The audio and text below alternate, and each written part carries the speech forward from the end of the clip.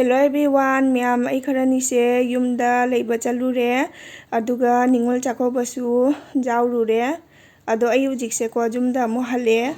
ai husband na lauba lagna ado jumdagi ko kari pire abdo myam dasu chanamge sigana leire kabok chinengang bana totpani aduga sigana chahaugi chahau champaki khoidum leire asigana chengni chahau cheng leire aduga sigana ganga pan se leire asina tharoi neba tharoi ningai bido aduga sigana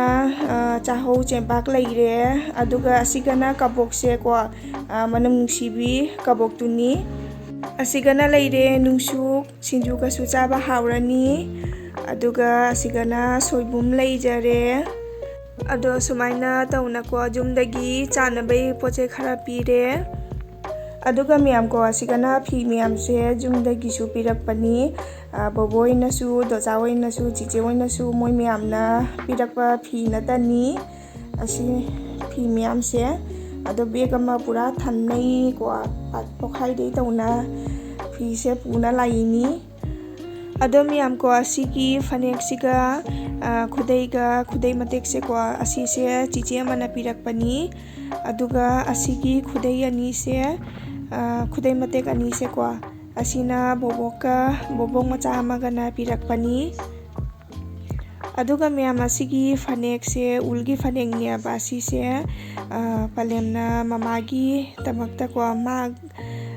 pibirakpani siga khudai sina papagi oina pibirakpani aduga asigi sporting se ko sotar manba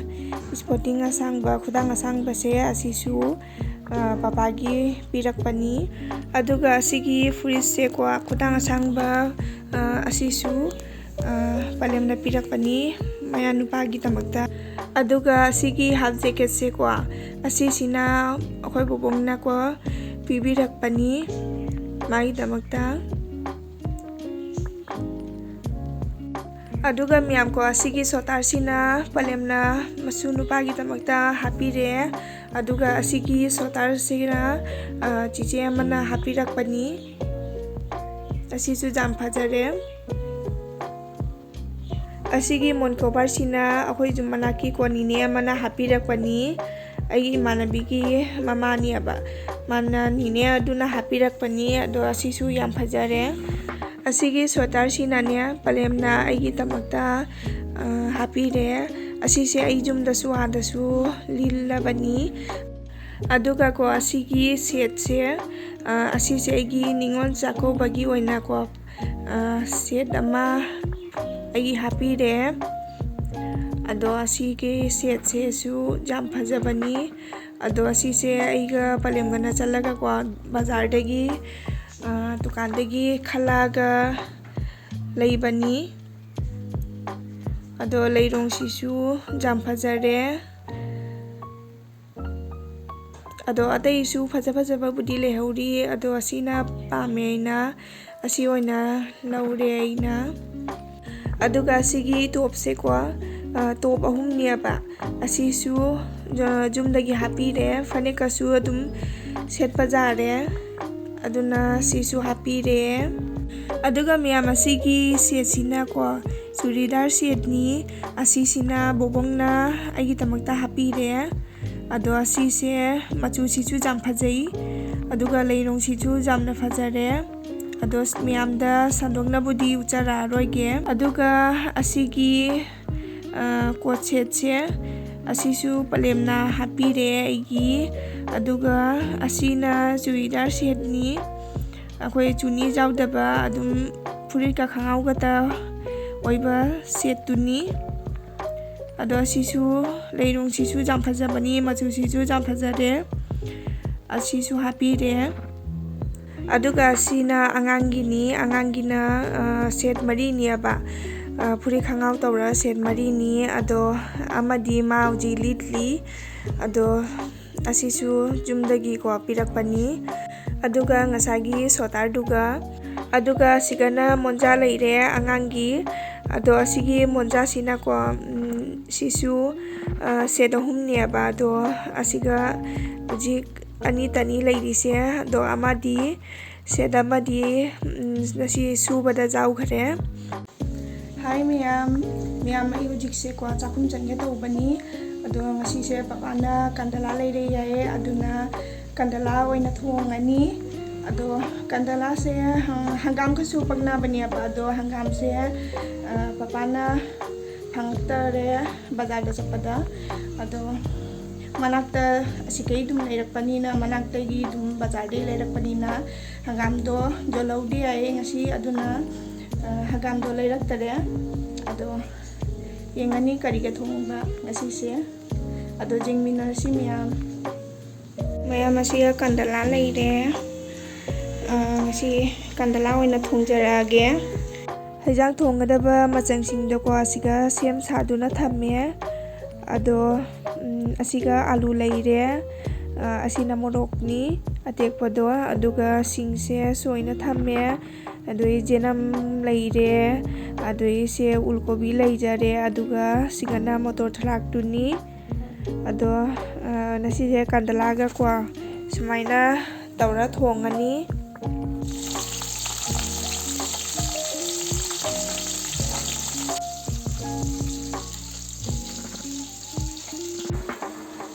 miyamai dise ngango ba hojare ado video se makatana adum dingina sinam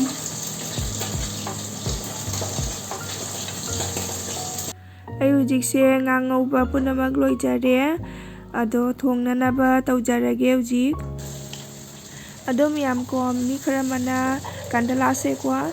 manipur dadi adum ngapai na su haina bani ado akoi di adum kandala oina adum hainai eba aduni miyam aduga miyam kandala se hangam ga su thongbadi haubani yamna ado ngasi je bazar da hangam se phangdabagi alu ga tawraga adum thongjare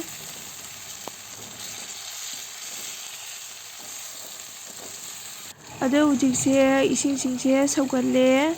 aduna ai hujik se nga hapjarage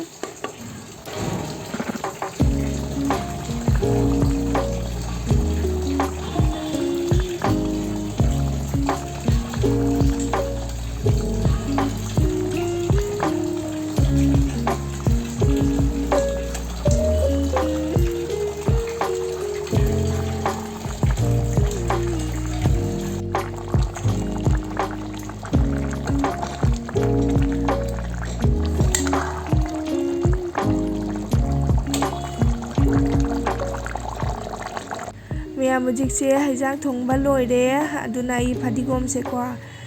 mathakta chaibire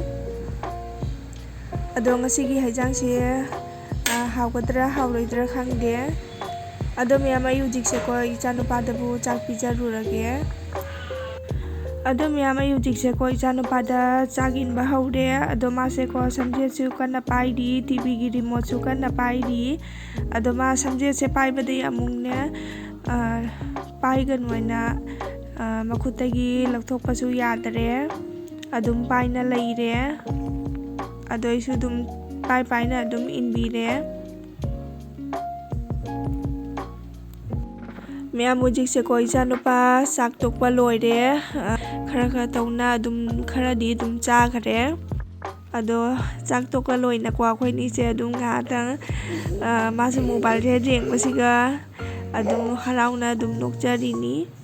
ado khoi jum malakta su kanna puja tawri male moi kanna isai sakhotna tawri ado aigi video se ko jingbagi matungda miyamna nuksibiduna like share subscribe tawbiramu